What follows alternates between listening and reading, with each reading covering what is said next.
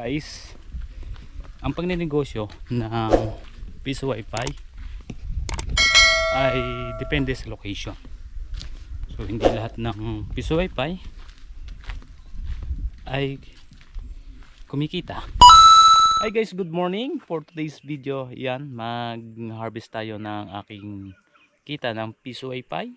So yan, meron tayong extra income guys bukod sa pagta-tricycle. Meron tayong piso wifi na deploy dito. Makapansin nyo guys, ayan, pakita ko sa inyo. Mahirap po dito ang wifi. So idagdag ko lang guys, yan, makikita nyo guys, nung batang 80s 90s, yan, kasama ako doon. Yan yung mga ngayon. Naranasan ko guys, yan, na dingding at bubong. Yan, yung tawag dyan ay buli. At saka ang pinaka puno niyan, pag malaki na guys, yung ubod na kakain guys. Ang tawag dyan buli. Noong 80s at 90s guys, ito itong ganito, saan ba? Walang talbos guys eh.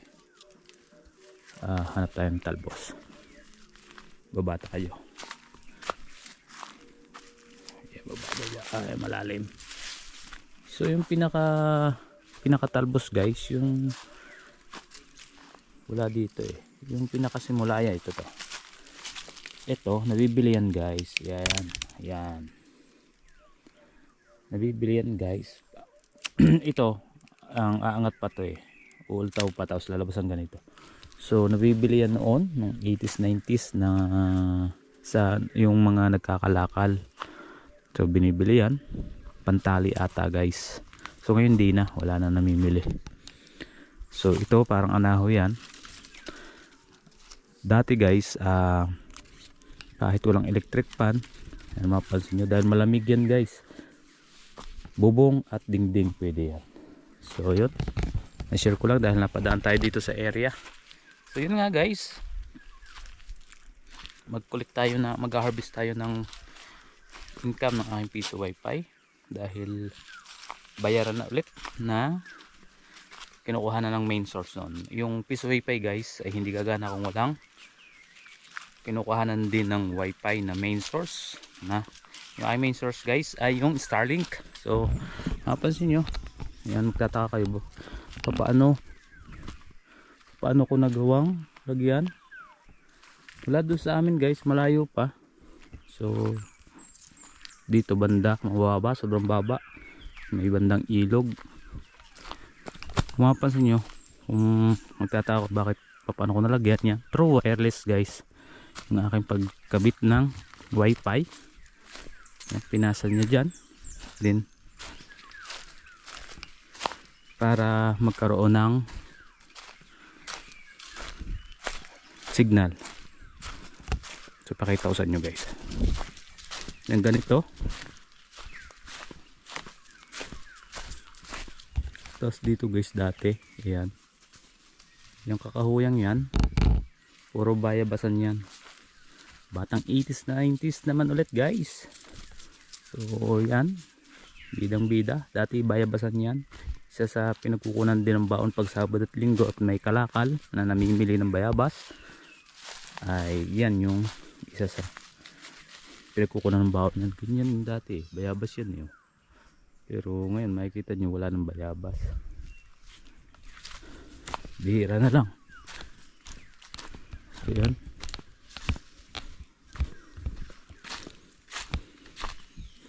nasa bulubundukin tayong bahagi guys na nakatira, kaya mapansin nyo kakunti lang ang bahay dito. Yung pinag-deployan natin ng wifi is ano, yung mga sa 2, 3, 4 na bahay lang meron. So as in wala ditong signal. Yan, nilagyan natin ng signal guys.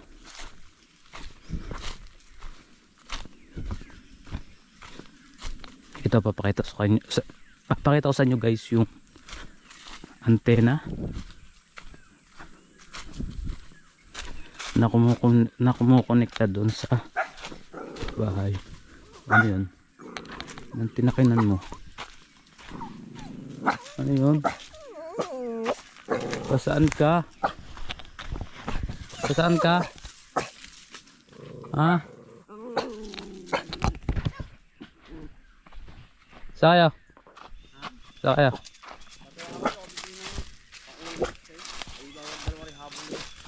Kala ko walang kasama eh. Kaya ko palang pera ng ano. Pera na uli eh.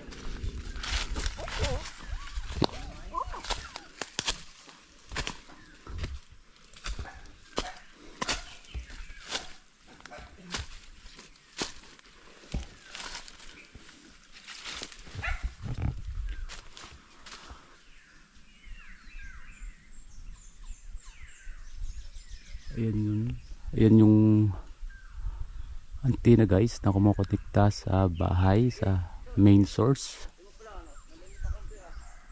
Ayan.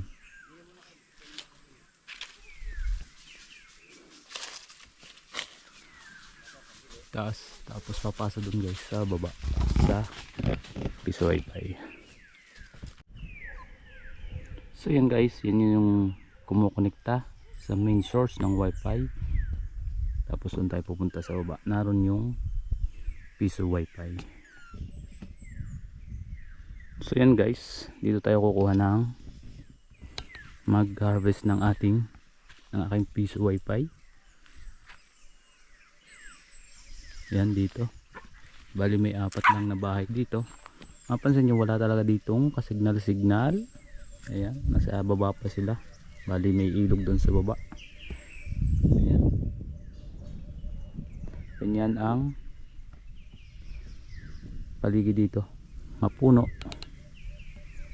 So yan, ginawa. Dahil tayo may kaunting kaalaman about wifi, kinabitan natin. So let's go. Samahan nyo akong kuhanin yung kita ng aking piso wifi. Pambayad din guys ng internet.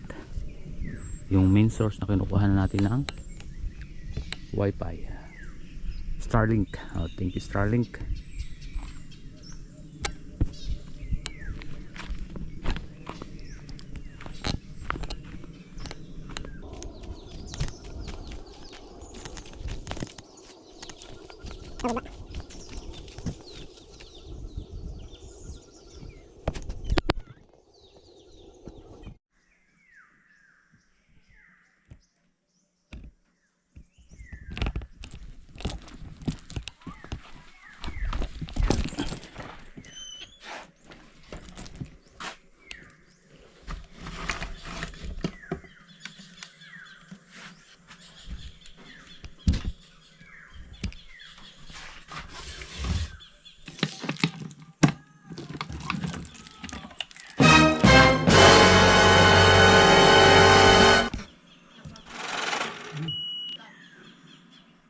Hi guys, so next harvest naman tayo.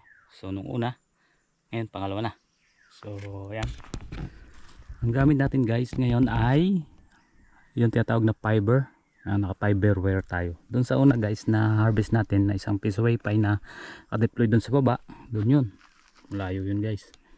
Ito naman tayo dito sa second, naka fiber wire. Ang kaibahan niya guys doon sa fiber at saka sa wireless connection, yung fiber guys, ayan, naka wire mula dun sa main source ng wifi papunta dun sa kabila. Ito guys ay mga nasa 400 meters yung wire na yan. So mula dun sa main source ng wifi papunta dun sa pinaglagayan ng piso wifi is 400. Ang kaibahan niya guys sa wireless wifi, wireless na tapon is ito walang tapon. Kumbaga kung ang nakukuha niya sa main ay 13 bps, pagdating doon sa piso wifi is 13 bps. Hindi siya katulad ng wireless na pasa ng wifi na kung 13 bps minsan ang dumarating doon sa papasahan is nasa 25 or 20, minsan mababa pa nga, depende sa layo. Yun yung kaibahan nilang dalawa, yun sa fiber connection and wireless connection. So yan, samahan nyo ako, mag-harvest tayo sa pangalawa. So let's go.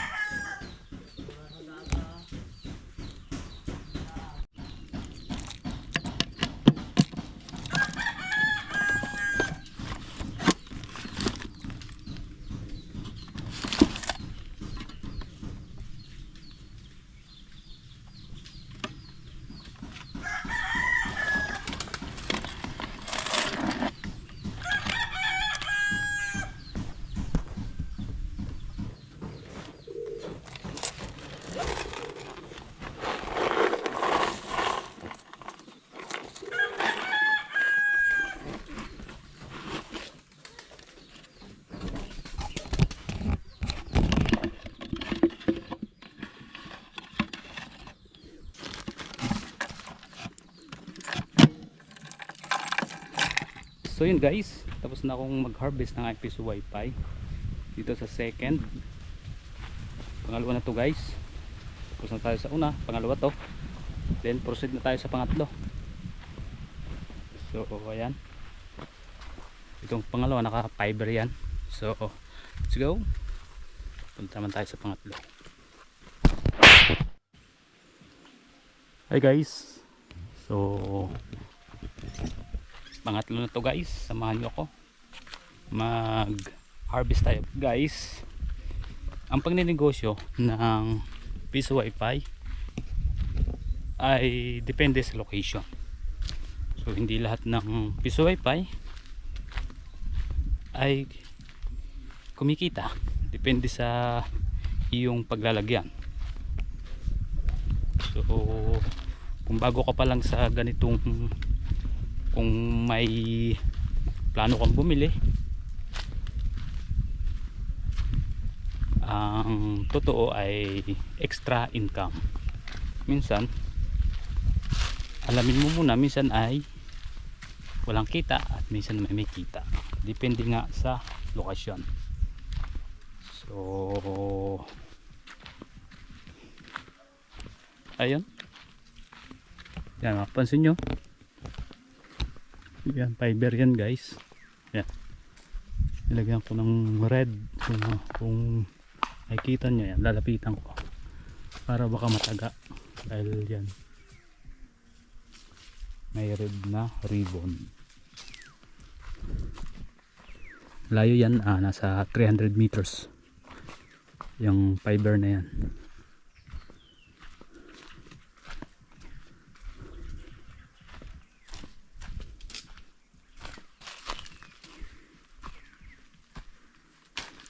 So yung sinasabi sa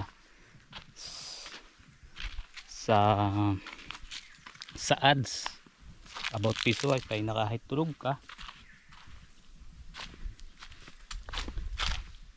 kahit saan ka, kahit may iba kang ginagawa, ay kumikita ka. Totoo naman kung ang iyong paglalagyan ay maganda. Pero kung may mga kanya-kanya ng Wi-Fi o kaya may signal sa area, ay hindi ka rin kikita. So katulad dito, may lugar na may signal ang SIM card, merong lugar na walang signal ang SIM card. So yun yung pwede dito, dahil mapapansin nyo, ayan, mahirap sa signal, gagawa mo ng paraan. Yun nga, ang pinaka main source ng Wi-Fi ay Starlink. So yan,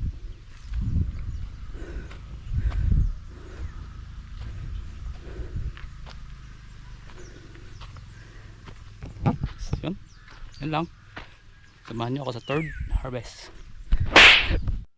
So yun guys, narito na tayo sa third harvest natin ng Piso Wi-Fi. So yan, gamit ko yung tricycle ko, medyo malayo ito mula sa main. Bali ano to guys, wireless connection din ang nagbibigay ng signal ng Wi-Fi. So let's go, punta natin. Ayan.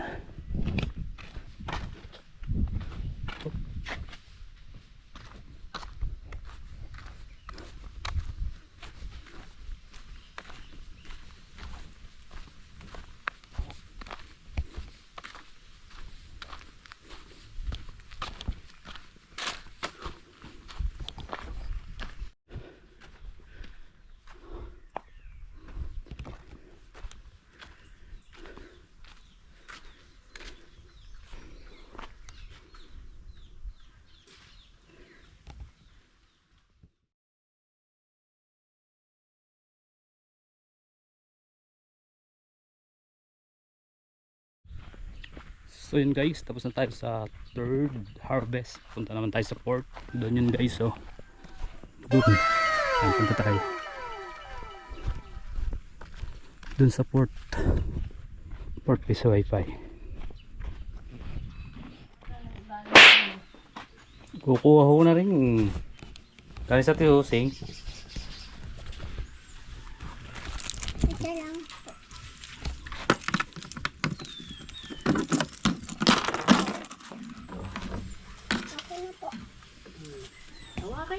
So yun guys, tapos na tayo sa pang-apat, pang-limang harvest na to na piso wifi.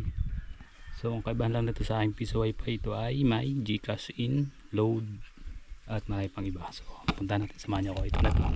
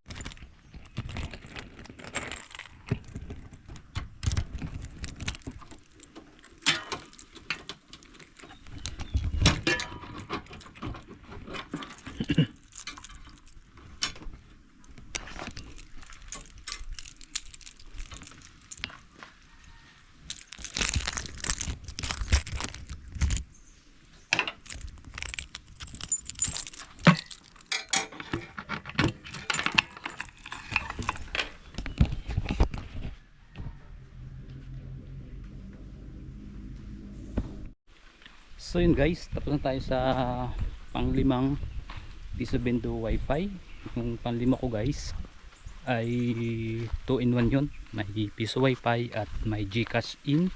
Meron pa yung payment bills, load at marami pang iba guys. So ayan. So yung pang-anim, lahat yung aking piso wifi. Yung last, yung sa main, yung sa amin guys. So yun yung last. So yan, tapos na. Ito yung nakuha natin guys. Yan.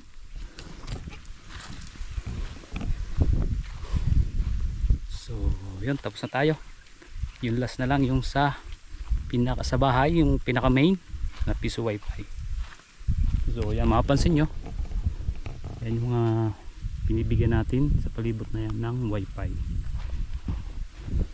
Yan. Thank you sa lahat ng sumusuporta na kumukonekta sa piso wifi. Ayan. And please follow, like and share sa aking Facebook page Yel Rams Vlog, sa aking YouTube channel Yel Rams Vlog, sa aking TikTok account Yel Rams Vlog. Maraming po salamat. God bless. Ingat po palagi. Hi guys, so ito yung ating last na harvest. Ito yung pinaka main guys ng piso wifi ko. Ayan. Yan guys, ang setup nya. Yung wiring nya. Ito yung Starlink. Ayan.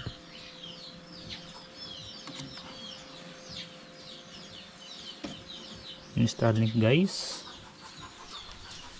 yun yung pinaka main na source of wifi. So ayan.